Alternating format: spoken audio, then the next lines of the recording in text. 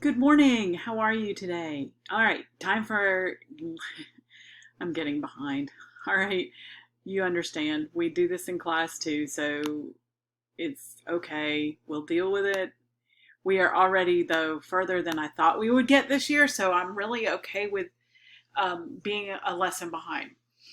Yesterday, we talked about the Korean War, the Korean conflict, if you want to call it that, instead of a war, because it never really was a war. It was a police action led by the UN. Today we're going, and we started looking at Vietnam. We are not going to do the Vietnam War today. Your book does not discuss it at this point in the chapter because we're not ready for it yet. It really happened in the 60s and the 70s. So we need to get through the 50s first. Okay, so let's go back and review what we had yesterday. I'm going to go ahead and remind you that you can use handwritten notes on your quiz.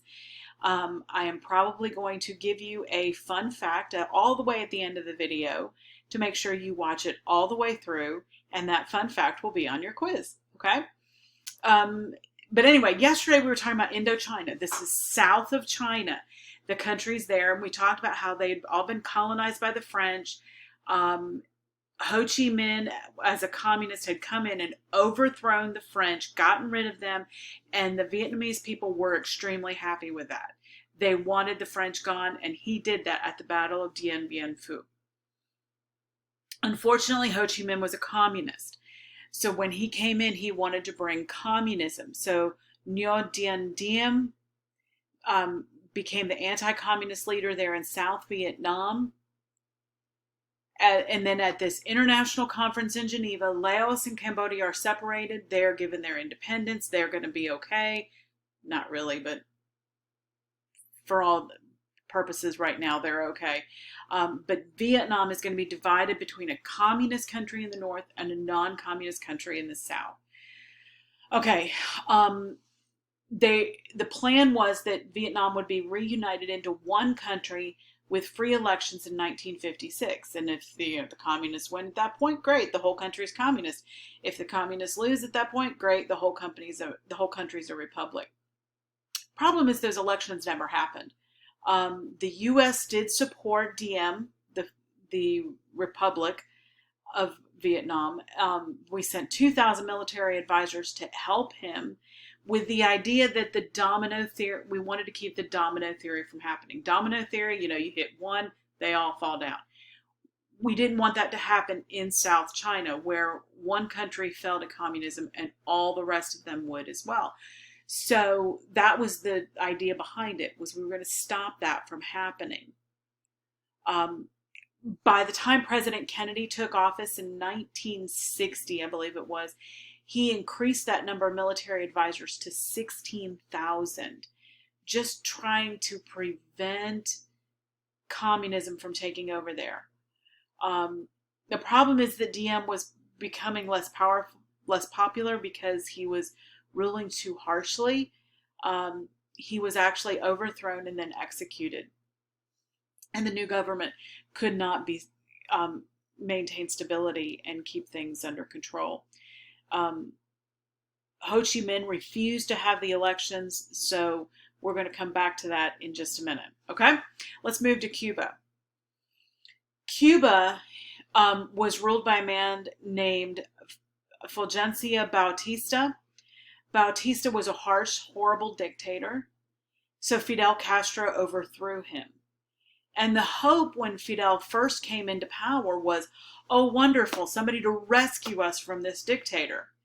But we didn't realize, the world didn't realize, that Castro was also a communist and that he would bring communism to Cuba, right here 40 miles off our coast. But he did. He became the dictator of Cuba and then announced that he was a communist. So Eisenhower authorized a CIA plan to overthrow Castro. He enlisted the help of thousands of Cuban refugees that were already in the United States. And he says, we're going to go back and take over control of your home. So he got the refugees to get together. They were going to sail across the Gulf of Mexico there back to Cuba and then the United States was going to send in air support to help them.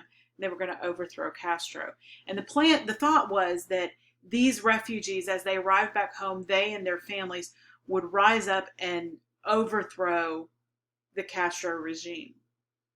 The problem is that Castro got word of it just a few days before it happened, and he started arming his soldiers and getting things ready. We found out that Castro knew about it. And so Kennedy, who had become president in the meantime, he'd only been president about 3 months, Kennedy calls off the air support. And then those poor refugees that arrived back home are met by soldiers, and they are captured and killed. It was a disastrous failure. We looked like fools in front of the rest of the world. It was a horrible occurrence. It embarrassed the president, which it should have, because he's the one who called off the air support. I mean, at that point, really, what was he supposed to do? It's not really, kosher for a president to send in hundreds of American troops to take over a country just because it's communist. It was just a bad situation. Shortly thereafter, we find out that the Soviet Union has begun installing missiles in Cuba, and these aren't just any missiles. These are missiles that are capable to have nuclear warheads, and they are aimed at Florida and the United States. And so Kennedy is mad. He's just mad. So he starts establishing a naval blockade around Cuba to prevent them from being able to launch those missiles or get any more missiles in, not to prevent them from launching because we didn't have that capability in the 1960s, but basically to keep them from getting any more missiles shipped in from Russia. So for about a week, America was on edge. And I mean, literally we were, and this is before my time, so I don't remember this, but literally they were running like drills, not just tornado drills or fire drills. They were running drills of get under your desk and cover your head because there's an incoming missile type drill in schools. But this lasted about a week before they finally got together and figured out what they were going to do. They reached a secret agreement. Khrushchev, who had taken over in Russia, agreed to remove the missiles from Cuba, and Kennedy in turn agreed not to invade Cuba. And secretly, while they didn't announce it at the time, but we do know now, he also agreed to remove American missiles from Turkey that were aimed at Russia. Two can play at that game. Okay? That finishes section 1. Section 2, well, no, we aren't quite finished yet. We still have to talk about the Berlin Wall. Sorry. All right, so Nikita Khrushchev, I told you, had already become the Soviet leader. He, in his talks with other nations, began talking about a peaceful coexistence. This was something that was not possible under Lenin or Stalin. Under their leadership, communism was all or nothing. Communism was going to rule the world, or it was going to cease to exist. There was no in-between option. So the idea that Khrushchev put forward that, we don't like that. Capitalists don't like communism and communism doesn't like capitalists, but we can both peacefully coexist. This was a completely new era. So hopefully it was going to begin the downfall, not the downfall of communism, but the idea that we can both live on this planet in peace. But the next Cold War hotspot, so to speak, was Berlin. I wish Nika could tell us about the Berlin Wall. It really would be nice, but we miss her. So East Germans were fleeing into West Berlin. It wasn't going the other way around. West Berlin was free. East Berlin was communist. And the East Berliners were trying desperately to get out of East Berlin. Thousands fled. I believe your book gives a number. Hold on here just a second. 3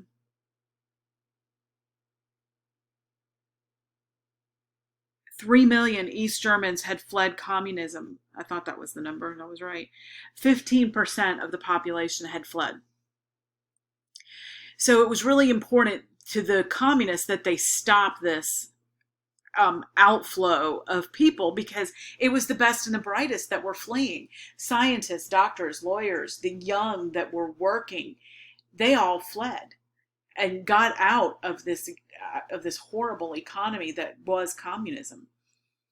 So Khrushchev wanted the Allied troops to withdraw from West Berlin. So he and Kennedy met, and Kennedy refused. He said, "We will not give up. We will not withdraw from West Berlin," because he knew correctly that they would have meant that they would have taken over the whole city. So in August of 1961, the communists began building a wall, and they built the Berlin Wall to completely encase East Berlin. This basically solved the East German refugee problem, not completely, because some people did still escape, and there's some wonderful stories and movies out there about this. In fact, one of them was Disney, I believe, did a movie about this in the 70s, about a family who took a hot air balloon over the Berlin Wall to escape. I don't remember the name of it, but I do remember watching it as a little child. So anyway, getting across the wall was a big deal. People tried in many, many different ways. They tried digging tunnels. They tried, going over, but it was a tall concrete wall with barbed wire at the top. Very, very interesting place to be. Now, the next thing we're going to look at is domestic reforms. We'll start this section tomorrow. With this, the 22nd Amendment passed in 1951, which limited our president to no more than 2 terms. He can serve half of a previous president's term if a president dies in office, and 2 of his own, or 1 of his own if he serves more than half of that previous president's office. His term limit is 8 years or 10 if he serves half of a previous term. Keep an eye on what's going on with the elections. We are still going to have a primary here, but it's I think it's been put off till June now. So it'll be interesting to see how all of that occurs. But my interesting fact for you as you get ready to finish this video, hold on, let me switch back so I can. There we go. All right, so your interesting fact of the day is the guy who invented the Frisbee, when he died, he actually had himself cremated and turned into a Frisbee. Go figure. Really interesting fact. Okay, so I will talk to you later. I hope you have a great day.